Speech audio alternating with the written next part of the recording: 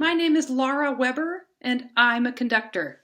And I'm a friend of your teacher, Natalie, and she is the principal flute of the orchestra that I conduct. I'm the music director of the Palo Alto Philharmonic, and your wonderful teacher is their principal flutist. And that's how we know each other. And I'm so excited that Miss Natalie invited me to answer your questions. So here I am, a real live orchestra conductor. And you've asked me a whole series of questions which are just fascinating. Your questions have made me think, they've made me discover reasons for what I love to do and explanations of what it is a conductor actually does that I'd never really thought as deeply about as I would have if you hadn't asked your excellent questions. So I'll start right from the top. Arika, or Arika, asks, how did I become a conductor? First, you're a good musician, and that takes all the work there is to do. It's a constant goal to be the best musician you can be. The way that I ended up being a conductor, that happened for me in college, when a teacher who saw me learning to conduct in a music education class pulled me aside and said, "You know what? You're really good at this, and I could help you get better at it, and if you really want to, I think you could actually be a conductor as your job, more than just a teacher who conducts as part of their teaching job." And that's what got me started. And from there, I studied with a lot of different teachers. I took auditions where I, did short rehearsals and little performances in front of judges who decided whether or not I was good enough to have an opportunity to actually conduct an orchestra. And I got a lot of those opportunities, and I grew and developed, and I got jobs, and I was very lucky, and I was very diligent in pursuing my opportunities and trying to be the best I could be. So there you go. Next question, which is asked by Apple. She asks, is becoming a conductor difficult? Well, after everything I just told you, yeah, it kind of is. It takes a lot of dedication, and you have to be willing to take all of those preliminary steps. Kind of like you don't just become the head coach of a football team. First, you play football, and you learn the sport from inside by doing it. Then maybe you're an assistant coach, or you're the defensive linebacker coach, or you're organizing the offense. You don't just launch to the top. So you have to be willing to take all of those steps. So the next question is asked by Akash. And the question is, during class, I learned that all conductors have a different style. Some make really small hand movements and others make really big hand movements. And what is your style? Well, that is a really interesting question. What Akash is really describing is conducting technique, generally speaking. Everyone has kind of a different style, but all conductors use small gestures for, can you guess, maybe softer music, or shorter notes, or fast music where it goes by so fast that if you were moving really fast and it was going really fast, it would be crazy. You have to conduct smaller when it's fast, because it takes too long to move your whole arm around and you kind of look like you're having a spaz attack. But there's certainly personal styles that affect those movements. So I'm not really sure how I would describe my style. But the question is really, the answer to the question is, there are reasons to conduct small, there are reasons to conduct large, there are reasons to make a smooth movement when you conduct, or a kind of a pointed, sharp movement when you conduct. And can you imagine what those reasons might be? That would be because of what the music should sound like. So if you have long, slow musical lines, you're going to slow down your gesture and make smoother, maybe move more horizontally if it's connected legato music. And if it's not, you might make more of an abrupt gesture. But everybody's a little different. If you watch Esa-Pekka Salonen conduct, his hands are often very far back in his body, and he uses his whole torso. Other people are really, they conduct kind of like, hey, I'm holding a precious object. We all look different. We all have different styles. So let's see. Annabella asks, how long did it take me to learn some of the signs that conductors use? Well, not long. I bet you guys already can conduct just as well as me in terms of how the signs work, where if it's 4 beats in the bar, 1, 2, 3, 4, as some people call it, floor, down to the floor, door over there, window over there, ceiling, 1, 2, 3, 4.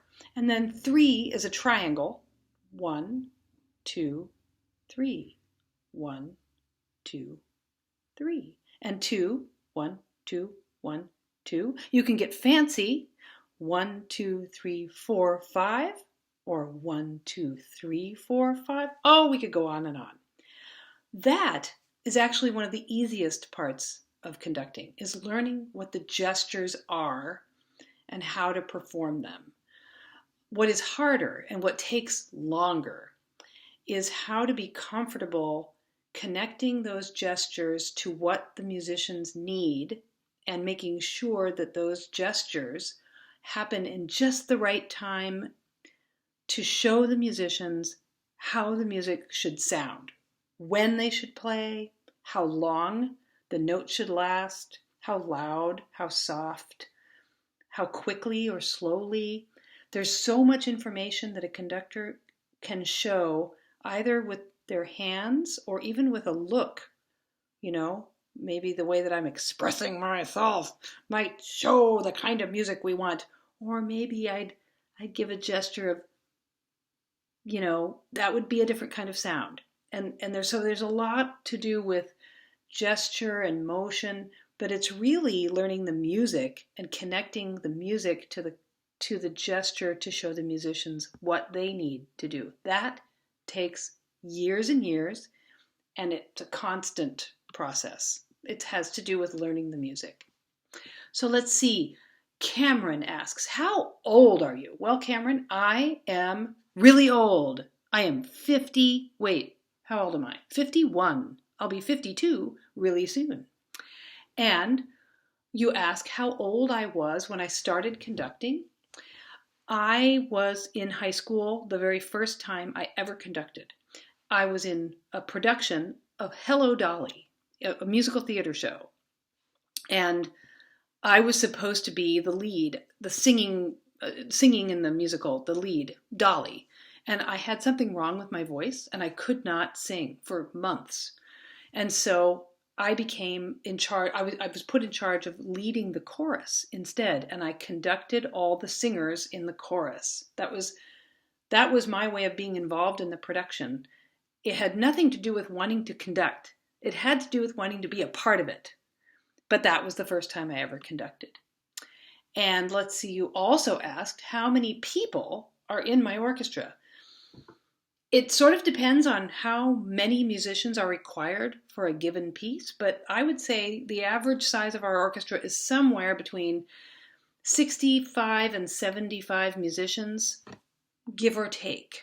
Chloe asks, oh wait, I'm sorry, Cameron asked, do I still conduct? The answer is yes, I do, even during a pandemic, just in weird and unusual ways. Chloe asks, do I still like being a conductor? Yes, very much so. In fact, the longer I've been a conductor, the more I like it. And I think that's because I gain experience and understanding of how to be better and better at it. And as we all get older, we worry less about what people think about us and more about what's really important, which is the connection between people. And so when I was younger, conducting I was worried am I doing it right or wrong?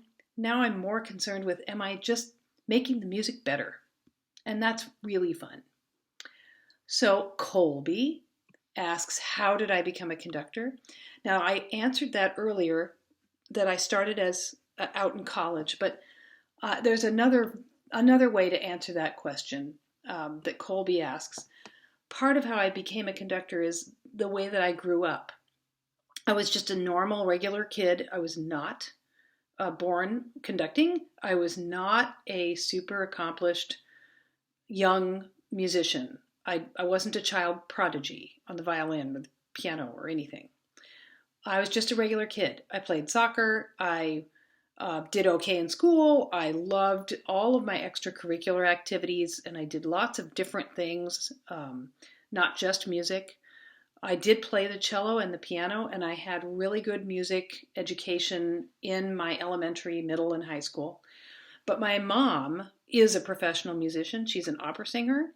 She's a single mom, and so we didn't have much money for babysitters. So after school, I went to rehearsals with her, and I sat in the corner and, read a book or watched what was going on or kind of ran around and got in trouble sometimes. And over time, other musicians involved in the rehearsal, whenever they were on a break or something, they'd come over to me. I was really young, like 7, 8, 9, 10 years old, and they'd give me a little job to do, like time act one, or see if you can understand the words that that singer is singing, or something like that. And I did not, that didn't create in me a desire to be a conductor, but I'm sure it influenced my interest in the process of rehearsing and making music. But really what motivated me to become a conductor was the sound of an orchestra, the sound that an orchestra can make. That was really what drew me in. Okay, let's see. I love this question. Daniel asks, what are some things that you don't want to do to keep the music perfect? Wow. Well, sometimes, first of all, it's not going to be perfect. Perfection is sometimes a not a very good goal to have. If we're trying to be perfect, it's hard to let go of your fear of making a mistake. And if you have a fear of making a mistake, it's hard to be expressive, and it's hard to sort of open your imagination. So, but there are times when the rhythm really has to be just so, or all of that expression doesn't matter. So I guess maybe it is frustrating sometimes when we have to take things apart and go very, very slowly. But I actually find that rewarding too, because it gets better. And that's what I enjoy the most, is helping the music sound and the musicians to be successful.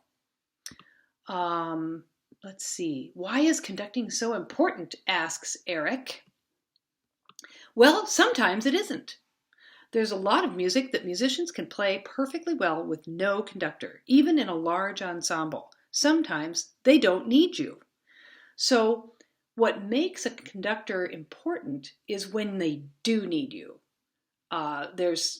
You need to know that as a conductor. When is it that I'm really needed? And then I need to step in and really be present. And when is it that I should back off a little because they can do it on their own? A conductor also helps to tell the story of the music from a lot of study and work in advance that allows the music to speak to an audience. And that takes, if everyone's telling a different story, like if each musician were in charge of their own story to tell, it would be kind of chaotic.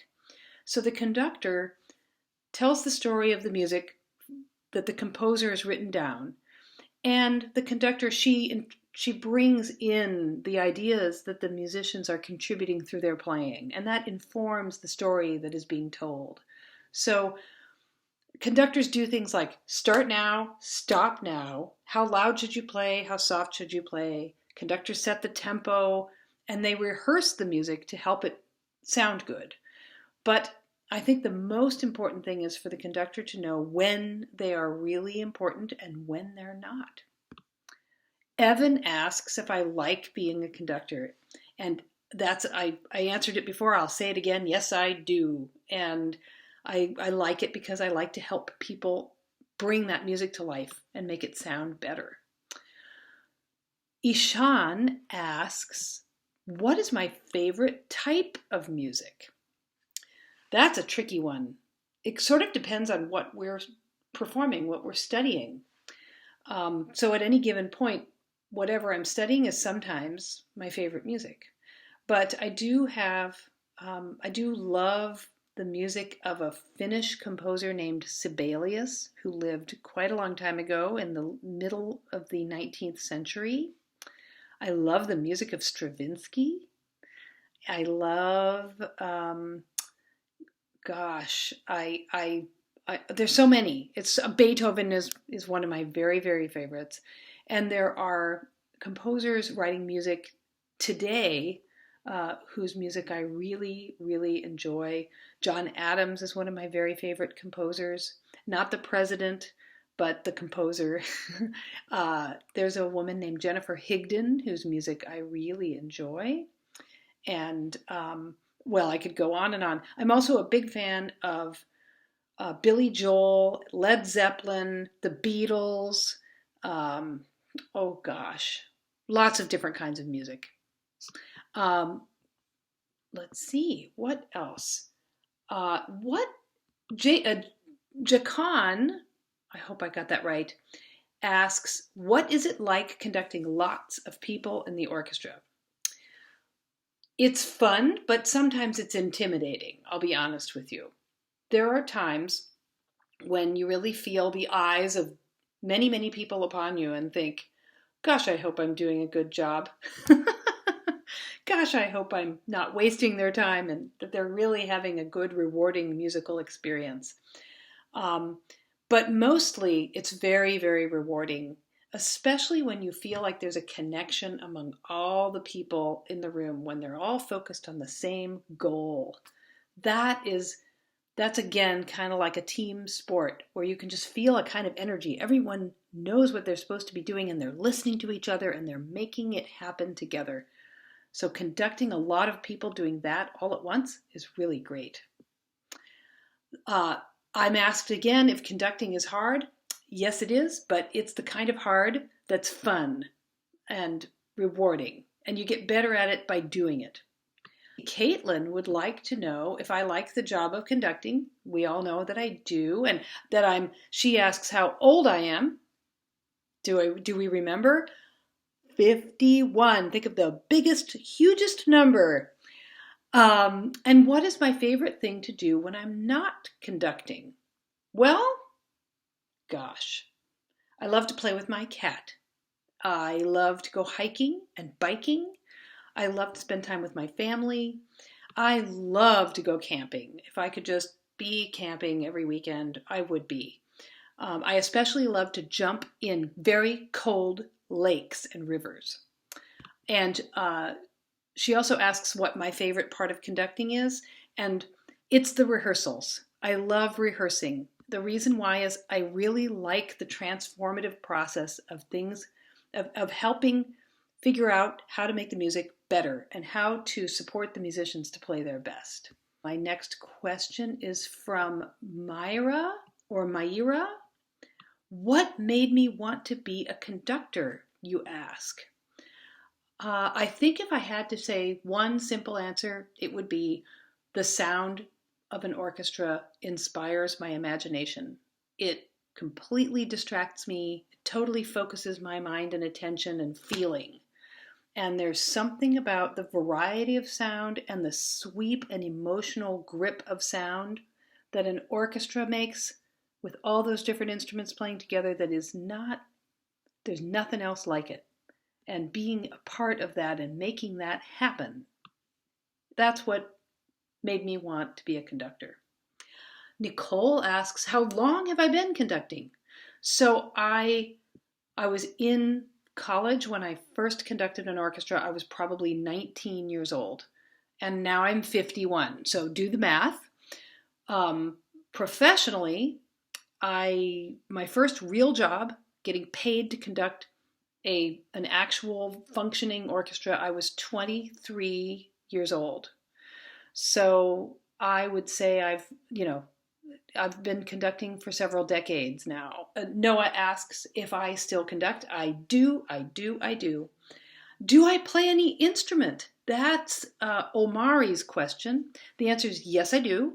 Not particularly fantastically well, but it helps me as a conductor that I play the cello and I play the piano. In fact, I spend a lot of time at the piano learning the orchestra scores because I can play a lot of notes all at one time on the piano. And my best instrument is I'm a singer. I was a voice major in college. Ryan asks, what is it like being a conductor? Is it busy or do you have some free time? Well, when there's concerts coming up and rehearsals on the calendar, it's very busy. You have to really plan ahead, depending on how much music you're responsible for. At one point in time in my career, I was conducting over 100 performances in a season, which is the same as a school year, September to June, basically. So I was constantly studying, and whenever I wasn't, I was thinking I should be. When I kind of put my career on a little bit of a pause and spent time building my family, I had a lot less concerts, but a lot more family responsibility. So yeah, when there's concerts and other activities going on, it's very busy because there's always so much to learn about the music, and then you plan rehearsals, and that takes time too. How did I become a maestra? Asks Siva. Well, I have to tell you, maestra is a very fancy word. I love that. I don't consider myself to be a maestra because that's master. That's like I'm a conductor, and then maybe when I'm a gajillion years old and I've done everything a million times and I'm just the very best there is, then I'm a maestra. So it takes a long time to become a maestra. When I was little, did I want to be a conductor? That's a question that's asked by Sophia. And the answer is no, I did not want to be a conductor when I was little. I wanted to be a professional soccer player. I wanted to be a professional ski instructor. I think I wanted to save the world from disaster at one point. And maybe I wanted to be a flight attendant for a while there. And then my real interest was in theater. As a singer, I was very interested in musical theater, and that's what I thought I wanted to do when I went into college. And I went to college to do that and realized soon after that I'd made a mistake. I'd picked the wrong college, which seems like just a terrible mistake, but to be honest with you, if I hadn't made that mistake, I would never have become a conductor because it made me change direction. And when I chose the right college, I discovered that I wanted to be a conductor. So it was in college. Sucheta, I hope I got that right, asks, why do you use the baton instead of your hand? Well, I use both. And the baton is helpful if you need to make a small gesture. You know, if I make that small gesture with my hand, it's hard to see it. Right? But look how much bigger and clearer that is. If I'm making a small gesture, it looks bigger and it can be seen from farther away with a baton. But I can do that with my hand. Sometimes I only conduct with my hands. Most often conductors beat time with their right hand holding the baton, and the left hand might say, get louder, or get softer, or hey, you play now, or I want the note to be short, or I want the notes to be long. So there's a difference between the left and right hands. And almost never is the baton in your left hand. Let's see, only a few questions left. Varun asks, do you play long or short note music? Both, all. Orchestras do it all. Short notes, long notes, combinations of both. Even weird notes. Orchestras do it all. And finally, Yifei asks, how many days have you practiced conducting? Many, many days. I hope I answered all your questions. And I hope I pronounced all your names correctly. And I hope I get to talk with you soon in person. Maybe we can practice conducting together and listen to some music together, and you can ask me more questions. I can't wait. I'm grateful for all of your ideas and insights. You are smart and curious kids, and I can't wait to find out more about you. Thanks again. Bye-bye.